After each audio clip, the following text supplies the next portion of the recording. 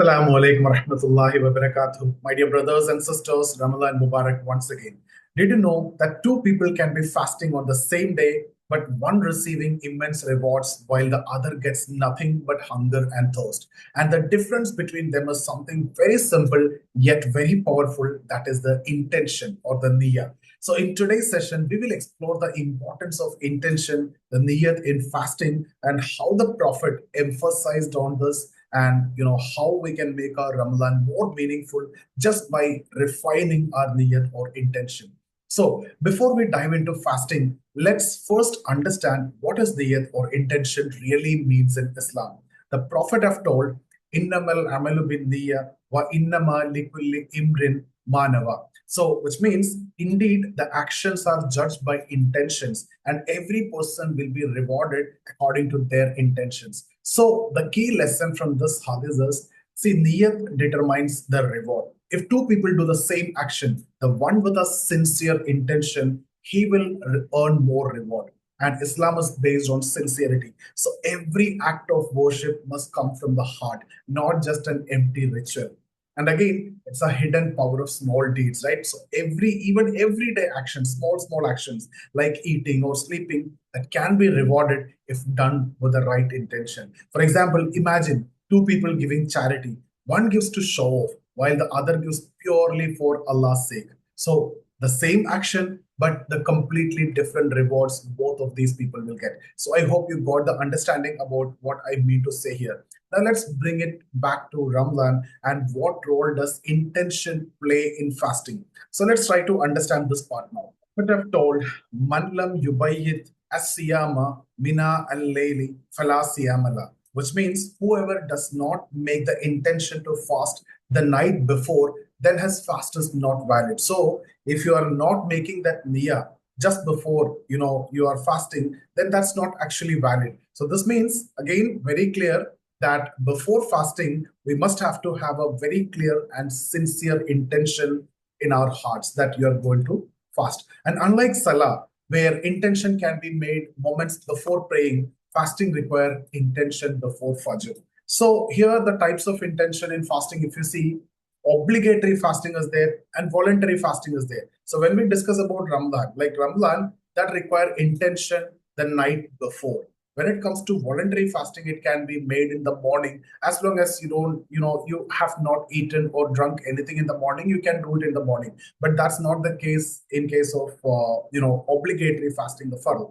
So that's in case of Ramadan. Now, if you see, every night before you sleep, renew your intention. That's a simple thing that you can do. Ya Allah, I'm fasting tomorrow solely for your sake. Simply take that niyyah, simply take that intention that you're going to fast for Allah for tomorrow. So that's it. That's what you need to do just before the day. You can, just before you sleep, you can take that intention.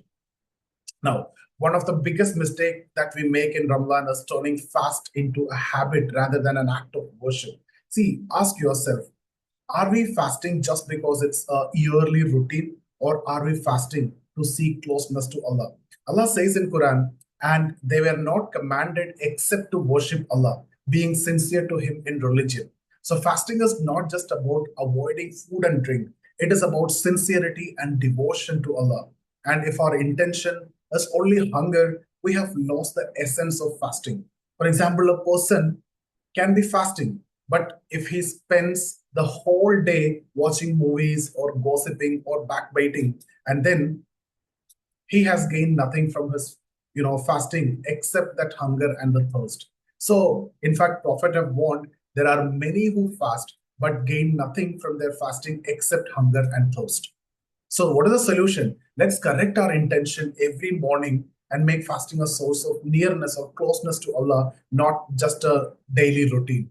Okay, so there are five steps, simple steps that you can follow to strengthen the niyyah. Remind yourself, why you are fasting always. So, not because of culture, not because of, as a routine, but to obey Allah. So, remind this yourself every now and then. And then, second one, make dua before and after fasting. Ask Allah to purify your heart. And the third one, fast with your whole body. That means not only your stomach, control your tongue, your eyes, your action, your ears, your heart. Okay, and give charity and help to others.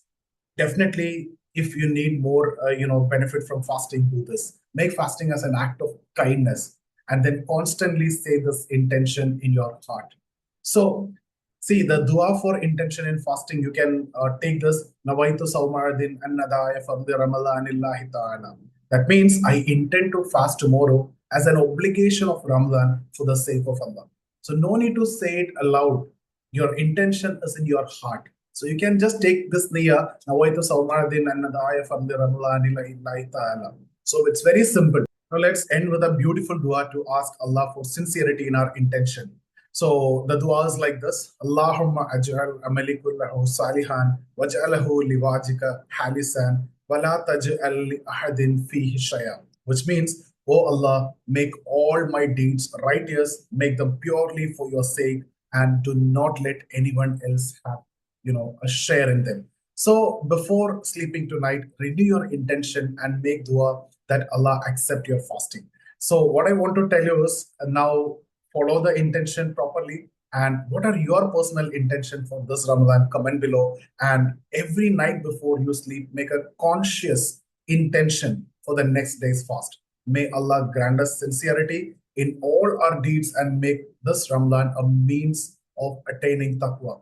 Ameen. Jazakumullahu khairan. And don't forget to like, share, and subscribe. Thank you so much for watching. See you in the next video.